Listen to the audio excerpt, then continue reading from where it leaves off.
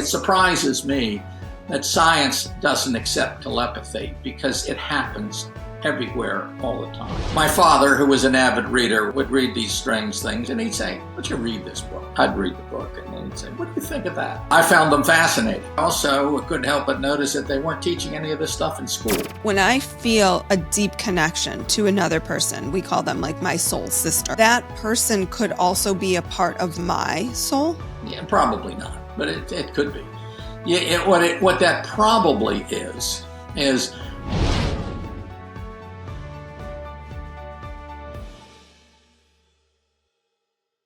Hi, welcome to Life, Death, and the Space Between. Hopefully by now you know me, your host, Dr. Amy Robbins, clinical psychologist, medium, and maybe even your friend by now, this many years in.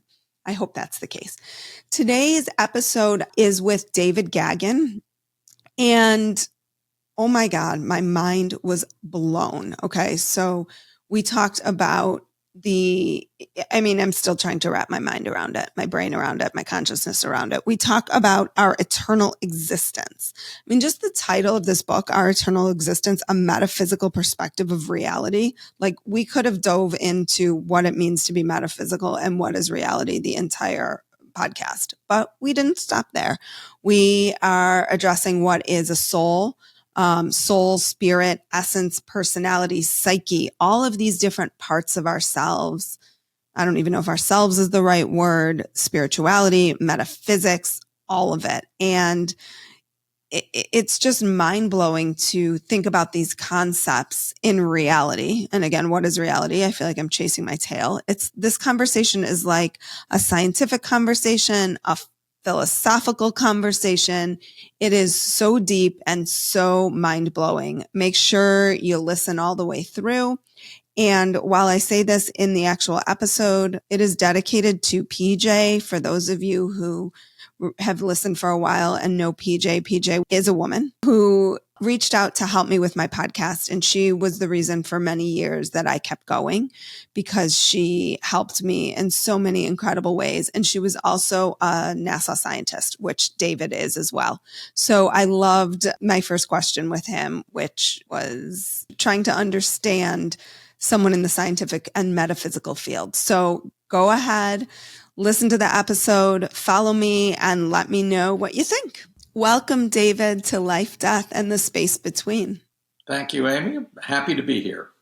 So, okay, you are a NASA scientist. How in the world do you get drawn into spirituality and metaphysics?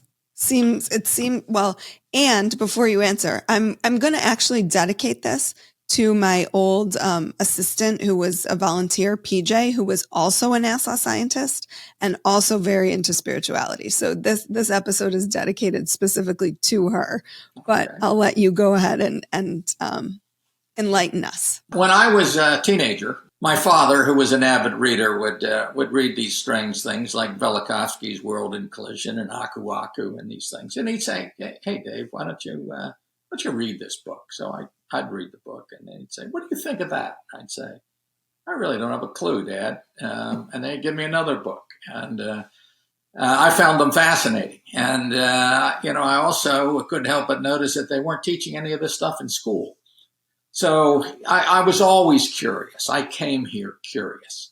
And this is kind of what I was, I think, meant to do. I remember sitting I was raised an Episcopalian. I remember sitting in the church one day looking at the stained glass windows and the robes on the minister and think, I don't know what the answer is, but this isn't it. Mm. And then I had to go make a living. So I became an engineer and went through my career, and that was fine. But in my spare time, I was always looking for answers. I was always trying to figure out, who am I, where am I, and why am I here? And so it was always, I did a lot of travel. I was in a lot of hotel rooms at night by myself. I was in, airplanes and such. So I had a lot of time to research things. And that's what I did. And it was always a passion of mine. So I want to dig in. Your book is, well, one of your books, the book we read for today's episode, Our Eternal Existence, a Metaphysical Perspective of Reality. So, I mean, we could probably spend the entire podcast talking about the meaning of metaphysical and reality, but let's start with how you differentiate or how spirituality and metaphysics are the same and how they're different. Like, where do you see those two? In my view, they're the same. Meta means beyond physics, if you will, and physics is the science, the world we're in. So metaphysics means that it looks at everything in existence. In other words, it'll look at all the information about this world, science, that science likes to look at. It'll take religion into account. It takes ESP into account. It takes philosophy into account. It talks about everything. Well, in my view, spirituality is we are spirits having a physical experience. So everything we do, from making out a grocery list to everything else that we do, is spiritual. So metaphysics and spirituality cover the same subject. They cover everything. They cover the life we live. So I view them very differently than maybe a priest or somebody will look at it. I look at them as absolutely the same thing. So is metaphysics like the Chat GPT? Like, you put everything in and it spits out kind of the answer of how the world works? Sort of, yes. You have the opportunity to figure out how the world works because all the information is there, and we can, he who seeks shall find. It may have come from religion, but it's very true. And if you look hard enough and seek hard enough, you'll find the answers to life and why you're here and what's going on. And so, yes, but you have to go find it. It's like everything else. It's not laid out on this, in front of you. You can find it, should you choose to look for it. So when you say the answers, are you speaking of what exactly do you mean? In other words, what's the question? Yeah. What's the question one of the questions we're asking to find the answers to? Yeah. Who am I?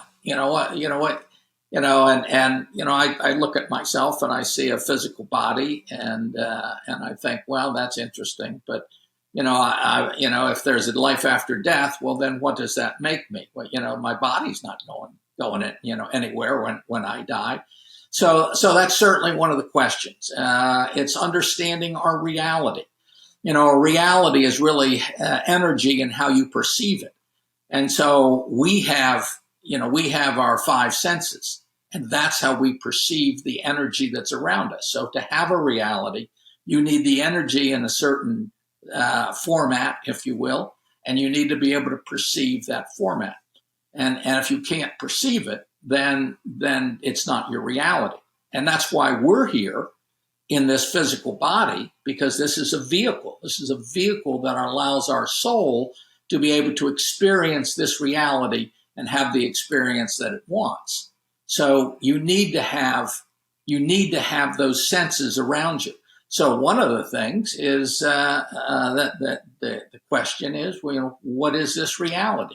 Both Plato and Einstein told us it was an illusion. Well, what does that mean? And those were fairly intelligent individuals. So let's see if we could understand what this illusion is. And the illusion is indeed the way we perceive this reality. We have other senses, and we don't use them very well because we're so bombarded with all the information from our five outer senses. But telepathy is clearly one of our senses, and it's fun. It's fun. It surprises me that science doesn't accept telepathy because it happens everywhere all the time. And, I'm sure you've been in a room or a car with somebody else and you've been thinking about something that is very strange and the other person all of a sudden brings it up.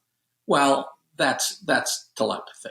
When you see a school of fish, 1,000 fish all moving in one direction, and then the first and the last one moves in a different, and it changes in the same direction automatically. And it happens with flocks of birds. It happens with bison running through the fields. And these, they're communicating through telepathy. Well, that's an inner sense. We're the only ones, the only species on this planet that use a language. So there are other senses that we have. We just don't use them very much. Mm-hmm. Yeah, I always liken it to my dog. Like, I don't dismiss that he smells things that I don't smell and hears things that I don't hear. Right.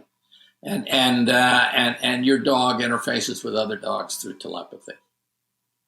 So what are your friends, your work friends? What did they say about this? Like, what is their belief system as pure, probably materialist scientists around much of this that you're talking about? Some of them bought into it. Most of them didn't. I went to a Rotary Club a couple weeks ago and spoke at it, and there were probably 70 people in there, and I asked them how many knew what metaphysics was, and I had 3 hands come up, and so I started talking, and I probably had 20% of them think, maybe this is something I ought to look into. The other 60 were simply perplexed, and they were a makeup of the entire organization. The entire probably people on Sanibel, and so a lot of them didn't agree. But as they got older, more and more of them started to question what was going on. When death it gets closer, and you've accomplished a lot of things in your life, then you start thinking about, I wonder what's going on ahead. And then you're, and if you've bought into religion big time, well, you're not going to go in, you're not going to pay any attention to metaphysics because they've got you so afraid of it that you really can't, really can't dive into a new area to think about. But yeah, I'll tell you, there's a lot of scientists coming around. I wouldn't put it a high percentage, but there's a lot of people that are doing some really good things in the metaphysical world. A lot of them are medical. You look at Jeffrey Long, who's probably done more in the for NDEs than anybody that I can personally think of. Ian Stevenson for reincarnation. Bruce Grayson. Yeah. I'll tell you, there's a lot of people out there, scientists that are saying, hey, look what I found. I didn't expect to find this. Brian Weiss, he's just trying to cure this, young Catherine. And all of a sudden he says, well, maybe something happened in her youth. Let's see if we can go back into her youth. And she goes back life after life after life. And he's going, what the heck's going on here? So, it's coming around, but an awful lot of people are not buying it yet. But it's changing. It's coming. The world is improving. It doesn't appear it, when you read the newspapers because they just giving you the bad stuff. But there's an awful lot of good people, and the world is coming around. Well, it's a shakedown. It feels like a shakedown. Like we're exposing consciousness all over the place in all different ways. Yeah, I think you're right. Yeah. What is this universal consciousness? Let's talk a little bit about that because, it sort of dovetails with what we're talking about. It does feel, particularly right now, like we are almost in these states of like expanded consciousness and completely retracted consciousness. Like there's these dualities. Yeah. The only thing that exists is conscious energy. That's it. Can you define that? Define conscious energy. Conscious energy is basically energy that is self-aware of itself and its surroundings. So that would say that an electron was aware of itself being in existence and its surroundings. Now, its surroundings would not be like your and my surroundings. It's much simpler. And an electron would probably be made up of I don't know, millions of conscious units, and they grow together as gestalts. They gather together as gestalts. And so that's really what we've got. And the universal consciousness is really the same thing as the Tao. I like to call it the Tao. All that is God. Pick your poison, but it's really the complete series, sets of all this energy that exists. So it's the universal consciousness is really, we're part of it. We're a piece of it. And when we're not here, we're here to experience being an individual. That's one of the reasons we're here. Well, a lot of reasons we're here, but one of them is to experience being an individual. Because when we're not here and we're back in the Tao, within the universal consciousness, we're part of a web, and we're tied in with other beings. It's funny that quantum mechanics comes up with this duality. And it says, matter can be, take an electron, can function as a particle, an individual piece, and it can function as a wave. And light can do the same. Light's a photon of light, a piece of light, or a wave of light. Well, we're no different. And when we are both an individual and part of a web. And so all quantum mechanics is seeing is what we are, what everything is, but they're being able to see pieces of it. Now they're saying, well, what the heck's going on? I don't understand it. But in reality, it's the same thing as we are. It's fascinating. And so, the world's not as it appears to be, but we're here for specific reasons. So when a scientist dismisses that, what is their argument against what you just said? Because I am by no means a scientist. It makes perfect sense to me, but clearly that science will dismiss things that are right in front of their nose because there's simply not an answer for it. It's like the Big Bang Theory. All right. These guys that are studying the Big Bang Theory are very bright guys, but they're also totally overlooking what's going on. It's like you can't see the forest through the trees. And the Big Bang Theory, it says that all of this was an accident. And then you look around and you see every form, everything, and it staggers you to believe that this is an accident. It can't possibly be an accident. You couldn't have all this stuff that was an accident, but they overlook it. And then they'll come out with a book, and the book will say, well, the chances, we must be unique because the chances of this being an accident are staggeringly, high. It's just, just never would have happened. But then they conclude we must be unique, and there can't be any other life anywhere in the whole universe. And it amazes me when the scientists say these type of things. But more and more of them are beginning to say, hey, wait a minute, there must be something here because I keep running into it. And we can't look away anymore. And you can't look away anymore. But, I must understand where science is. Science is in an awful lot of it. It's in the universities. And where in the universities? Well, the guy that runs the science in each individual department is this older guy who's made his name creating something, and it was accepted. And he's not too willing to just say, okay, my thoughts were all wrong. So, sooner or later, so he's not exactly pushing these young guys to come up with something that goes against what he believes. So, there's a resistance in the system for change. Everybody thinks that science is this very pure, objective belief system, and it's not. It's not at all. What is the structure of the universe as you describe it in the book? Because this is fascinating to me. The universe is in our universe. There's more than our universe, but this universe has 7 fields of creation. And one of those fields is the physical field, and we're in it. And another of those fields is the astral field, and that's where we go when we die.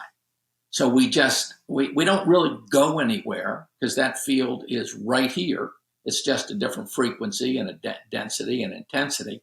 So we just transition into it. But that's where our soul is right now. It's living in the existing, I should say, as opposed to living here in the physical world. We exist when we aren't living here. Wait, you're saying our soul is one portion of the universe is the physical field in which our body is residing. Right. And the second is the astral field, which is where our soul is. So our soul is not in our physical body. Right. A piece of it is. The ego is. Okay. The ego is, and the subconscious is, but the main part of us is back in the astral field.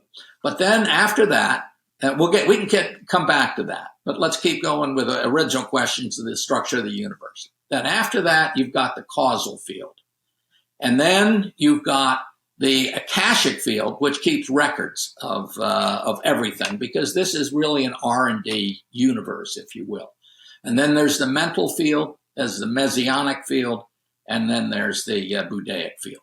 And what we do is our real home is in the psychological domain of I call it the Tao, but it's a universal consciousness and such. And we get cast from the Tao. And we get cast in a certain way that gives us certain biases. So it gives our soul a certain set of biases. And so we come down here, and the biases are to allow us to look and experience the physical field in a certain way. So we come down here, and then after we're done with our physical lives, and we kind of wrap up things in the astral field, then we progress through the other fields of creation, except for the Akashic, which is a special, unique field. And then we go around, and we end up coming back to going back to the Tao. And then, if we choose, we can do it again. And when you say we, it's our soul. It's our soul. It's our soul, and it's really the spiritual element above the soul, because there's a hierarchy of spiritual beings, and they go right up to the Tao itself. And we're all part of a gestalt, and many, many, many gestalts. And so it's our spirit that says, okay, this is what I want to do. Now the interesting thing is, we are individuals. We are an individual consciousness of our own, with our own gestalt. So we have a choice of not doing it and becoming a part of some other gestalt. So you can change your gestalts. However, once you've joined, I mean, we've been around a long time. I'm talking about a serious long time. And so we've pretty much, settled in, and right now our interests are probably aligned very close with our spirit. So if the spirit wants to do something, we say, okay, boss, let's go do that. But it's like anything else. You want to change jobs, you can change jobs. And over time, and which is something that doesn't really exist, but we won't get into that. Eternity is a long time, if you will. And so you will probably end up changing and doing other things as you grow, as your interests change. You can do anything you want. So how do you then understand? I'm just rigorously taking notes here. There's more people on the planet now than there's ever been. So how does that compute with souls? Are there just infinite number of souls? Are we pieces of spirit. And so when there's another person born, is that a new soul? Is that an old soul? It's neither one. It's a personality. The soul keeps making new personalities. But so the soul can make as many personalities as it wants. Normally, the soul will make maybe more than one personality. You may have it. There may be another piece of your soul that's prancing around this earth right now. So when I feel, I'm just throwing this out there, I have no idea, I could be totally making this up, but when I feel a deep connection to another person, we call them like my soul sister or whatever it is, that person could also be a part of my soul? Yeah, probably not, but it could be. Yeah, what that probably is we come back every lifetime with with similar sets of personalities that are created from similar souls. So these so people similar shit to resolve. Is that what you're saying? No, I'm not. No, I'm okay. not. I'm saying that we come back and and we have worked with these people before. Your parents may have been your children before, right? Your friends and so and your adversaries. They may be your very best friends up in the spiritual world, and you might have said, "Hey, I need somebody to come down and be a jerk in my life. Would you like to do this?" And they'll look at it and they'll think about it and they'll say, "Well, let's see. I could learn something from being a jerk, so I'm going to come down and be the jerk in your life for you. But I'm going to learn something in the process." So the people that we do things with and feel close to are just the people that we've had other experience with, and there is an awful lot of them. So that might have been many lifetimes ago that you would run into somebody. If you stood on Times Square in New York City in the middle of the day and watched people cross the street, you probably interfaced with 90% of those the souls of those people at some time or another. So when you run into somebody and and it happens quite a bit, that you just automatically like that person. You just feel comfortable with them. Well, you've probably had a good relationship with them in the past. And then the people that you don't like, you may have some karma that you're about to deal with. And you just get that funny feeling that this could be a problem. If you love the show, there are several ways you can show the love. You can go to patreon.com at Dr. Amy Robbins, just put in my name, and support the show in any monetary amount you feel comfortable. $5, $10, $20 a month makes the world of difference to me. So I would appreciate if you could support the show. If you're already supporting the show, there aren't enough ways to put into words how grateful I am for that support. It literally has made such a difference to me, and it is what keeps this show going. So thank you so much. Also, make sure you're subscribed anywhere you can get the show. You are following me on Instagram. Please subscribe to my newsletter, dramyrobbins.com, where I do bi-monthly soul wisdoms. I'm going to be getting back to that. I took a little break, but they are coming back. And also you can follow me on Instagram at Dr. Amy Robbins. That is where I'm the most active. That's the social media platform you can find me on the most frequently. And just reach out. Let me know your thoughts on a podcast. Share the podcast with friends, whomever you think would be interested in this topic. Just please pass it along. And thanks as always for your support. So I still don't understand this concept of souls, that my soul could be, my soul is here. It's also not here. I guess your soul is a gestalt, so it's got different pieces in it, right? A gestalt for the listeners is two things or more that add up together to be more than the sum of the individual. So as it'd be like a couple that were married, say, that had a good marriage. So as a joint entity, the couple, they are more than the each individual self, but the each individual self is still itself. So, and that's how all of this stuff works. So you have these consciousness units, which is the smallest level that consciousness can become, and those units come together and they form things, and therefore your soul is not one entity. It's not one piece of consciousness. It's a whole bunch of consciousness that came together because they all had a similar interest and they're all learning from it. So the soul takes part of itself and says, okay, for me to experience the physical world, I need to focus on it. So I'm going to take a piece of consciousness, my consciousness, and if they're willing, because you can't control another consciousness, if they're willing, they will focus on the physical field. That will be their entire physical job is to focus on the physical field during a life, and that is our ego.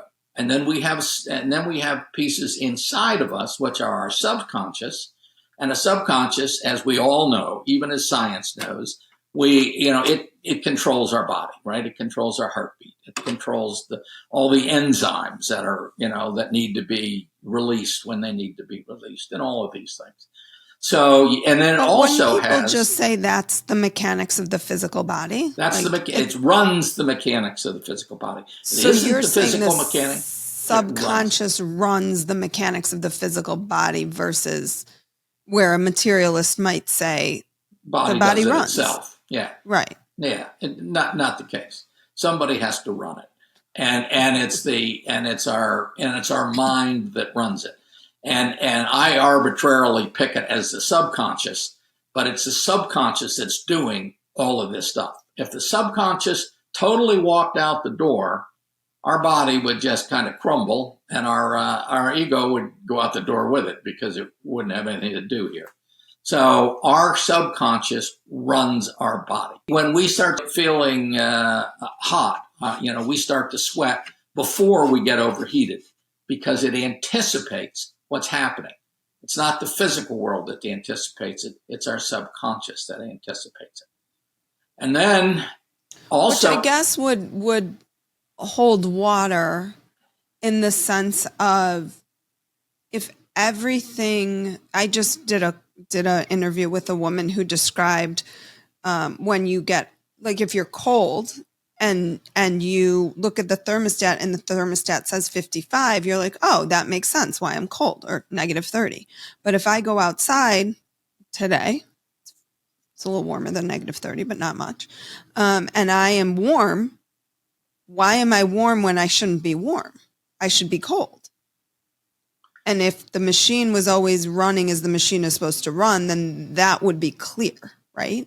Is that my question? I'm not sure why exactly what you're getting at here. I'm trying to understand the subconscious running the show versus we have this incredible, miraculous body that does what it does when all the pieces work together, but right. No one has to pull the strings to get the heart to beat. It does. Somebody has to pull the strings. And this miraculous body that we have is indeed miraculous, but it's being run by, it's miraculous because our subconsciousness is running it. That's the difference. It's not, a materialist would say, well, it's just your material body. Well, how does a material body work? How can it be that smart and all of a sudden it dies? Well, and the fact of the matter is it doesn't. It isn't that smart. It has a huge memory in it, but that's a different piece. The subconscious is what controls everything in the body. Our mind controls everything in the body. The only thing that exists really is consciousness. And granted, our body is made up of conscious energy, but that conscious energy needs to be guided. It's very, it doesn't know what to do unless somebody tells it what to do, and then it'll do it. Something has to tell it what to do, and it's that higher gestalt that tells it what to do, tells it how to function, and then it just does what it's told to do. But it's it's just like this table that my computer is sitting on. It's conscious too, but it's not conscious like you and I are conscious. It doesn't have any intent. It doesn't want to turn itself into a bookcase. It just just sits there, and then sooner or later, all the different conscious pieces dissipate and they go join other gestalts. And that's what happens with our body. All the various gestalts that are in our body, the various consciousness units, will in time leave the body after we die and go somewhere else. And they'll grow. There was a time that, all of the things that we are were tiny little consciousness units. And we've evolved to a point where we now can take responsibility, for our actions. So I feel like we've covered soul and personality. How do you describe essence and psyche? Because these are two terms that I use a lot in my work. So I'm curious how you understand that. When I use the word essence, I think of essence as our higher soul, our higher self. But it's a part of our spirit. Spirit is the collective, right? Spirit is the collective, the source. Spirit is the collective. And these are just terms that you use to try to define a very, very complicated web. But I define it that the spirit is the highest self. That's what gets cast from the Tao. And within it, it has an essence that is a lower part of the spirit, and then it has a soul, which is the lower part of the essence. So the essence might have multiple souls that it has out there doing various, creating various personalities. Whereas the essence, there may be multiple essence that a spirit might have that are creating multiple souls. And each soul might create multiple personalities, and they certainly do create multiple personalities. But at the same time, maybe at the same time, but they continually create them in the physical field until they decided that they've learned and experienced as much as they want to on this particular time around, and so they move on. And they want to experience something else. So they go experience they move past the astral field and go experience the causal field, etc. Wow. This is a lot to wrap my mind around. It is. I know. When you read my book, you have to read it a couple times. Our eternal existence is, I put a lot into it. And you have to, but if you read it through once, then what you can do is you can go back and say, okay, this is the part I want to think about. So you can go back and look at that and try to digest, that part of it. So how do you understand soul age in the grand cycle? And this goes back to this concept of, I think, but maybe I'm wrong here, old souls, new souls. Like, how do we know? How can I tap into my soul age? Well, I'm not sure what you mean tap in. You mean, how can you understand what it is? Yeah. How would I know how old I am as a soul? You go to Shepherd Hoodwin and he'll go to, and he's a channel to Michael, and he'll tell you. So that's one way to do it. That's the easy way to do it. Right. Like I can't look at like my foot and see like a tree, like, oh, I've got this many rungs. That means no. I've got a couple more. I've never. Maybe you can. I don't know anything about that. But maybe generally, I'm gonna start telling people, look at your foot. If you have like 12 circles, you've been here 12 times. You've got 7 more to go. Well, we'll just go with that as a theory. Yeah, that's a great theory. I'm not sure I can defend it. But you can't buy into it. Yeah, but what the soul age is how many personalities you've created. So we come down here and there are there are 7 different ages, and each age has a different level. But we only experience 5 of those ages during our physical life. The Budaic and the Messianic we experience later on. But we experience infant, baby, young, mature, and old. So we are at some level in each one of those, and the level would be 1 through 7.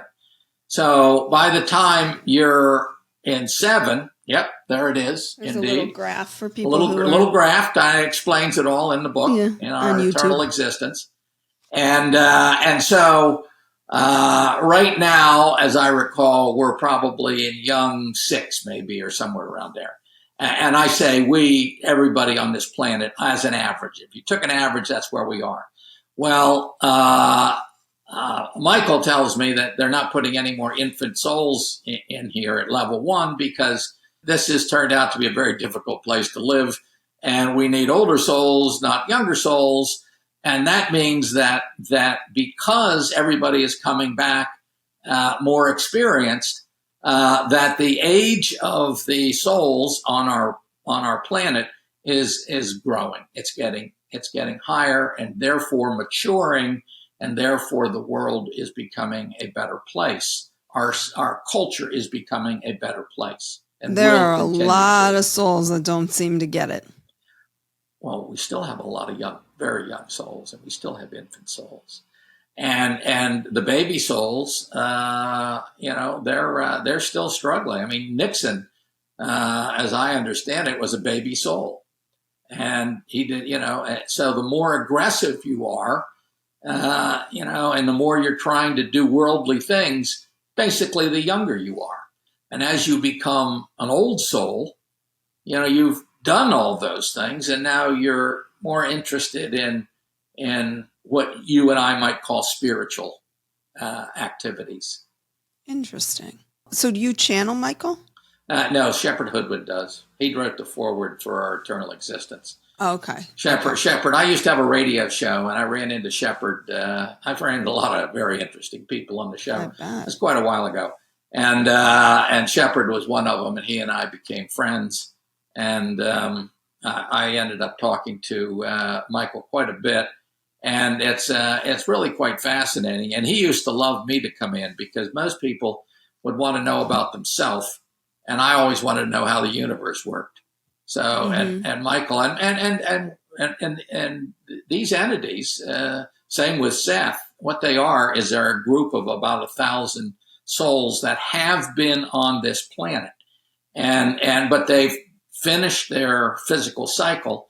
And they've moved on, and most of them that I'm aware of are in the causal field. They've moved past then they go in a group. They've moved past the astral field, and they've moved into the causal. And one of the things that they do in the causal field is they try to help teach and educate the physical souls. So that's why they're easier to reach than, say, somebody in some group that might be in the mental or Messianic or Budaic area. Well, my next life, people are going to be channeling Amy.